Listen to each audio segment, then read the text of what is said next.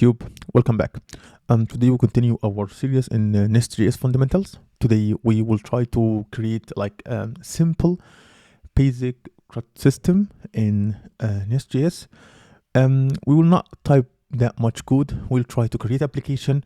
We'll discuss what the application will be contained of, and that's it. It will be pretty simple, easy. So in order to start any project with NestJS, you have to do two things.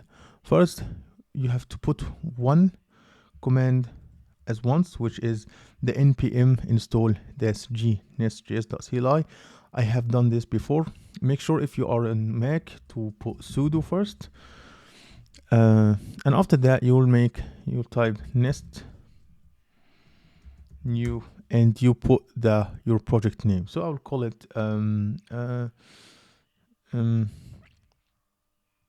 I would say, let's call it project name. Let's call it project. It will be work with npm, and yeah, you find project is being created here. It will take about I will say 2 to 3 minutes maximum to create everything.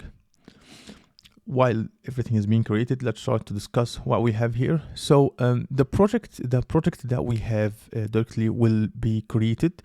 We have Node modules and a few other boilerplate files will be installed in the source directly.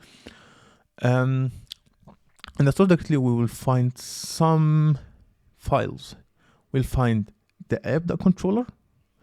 We will find the app.controller.ts, the app.controller.specs. This one is the unit test for the controller. It's a test one. This one is a basic controller with a single route. We have the module.ts. This is the root module of the application. We have app.service.ts. This is a basic service with a single method, and we have a main.ts. The main.ts includes an async function with which will bootstrap our application. This one is that we will bootstrap our application, and basically that's it. It's the thing that I love about NestJS. It's pretty simple to understand. It's pretty simple to teach. It's not like Lambda functions with AWS, which is really complicated to teach. So to create a NestJS application instance, we use the core Nest Factory class. Nest Factory expose a few static methods that allow creating an application instance. We have the create. The create method returns an application object which fulfills the I guess I got a notification. I don't know. Yeah, where we are. Yeah. So basically, the method return object which fulfills the Nest application interface. This object provides a set of methods which are described in the oncoming videos. I will try to talk them, but for now we just try to see how we create an application and what the application will be contained of, what are the basic files and what we use them. It's just a pretty it's a pretty easy, simple video to talk about it. It will not get into details in the application.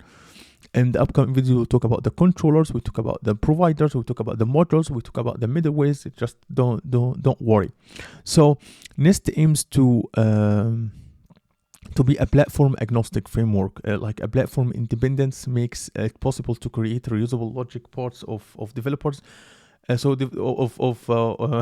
developers, logic parts that developers can take advantage of across several different types of applications. Technically, NestJS is able to work with any Node HTTP framework once an adapter is created.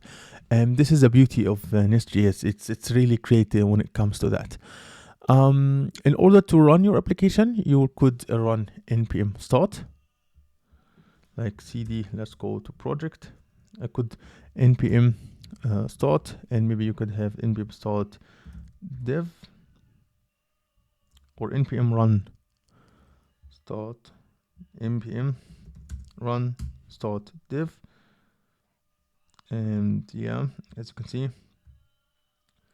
everything looks great, and you will find that our application works in the local host HTTP. So right now application is running.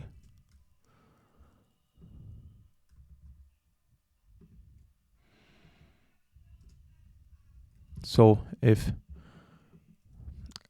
can I wait a minute, can I open the yeah, let's just put this here.